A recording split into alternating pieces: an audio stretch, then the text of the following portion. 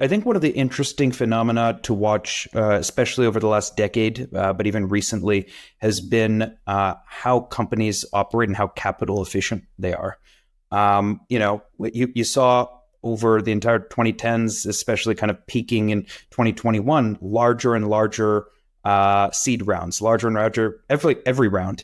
And I think what ends up happening is money that you raise ends up getting spent.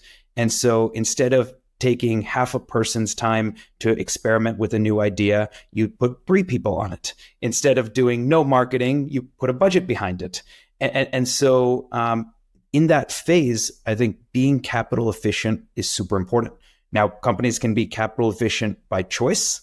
They can also be capital efficient by force if there's no capital that's available for them to raise.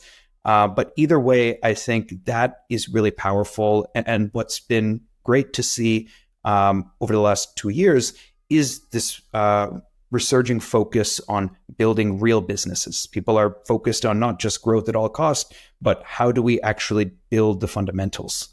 I think what ends up happening, and what I've seen happen when capital is more abundantly free flowing, is you have companies that don't truly have product market fit. They may have the early stages of it. It might look like it. And they have, they raise more money. They can kind of paper over some of the holes with money. But eventually you do have that reckoning. And so I think by forcing yourself to be a little more capital efficient, by forcing yourself to truly find that product market fit before you go and pour too much fuel on that fire, that just makes for better fundamentals of building a business.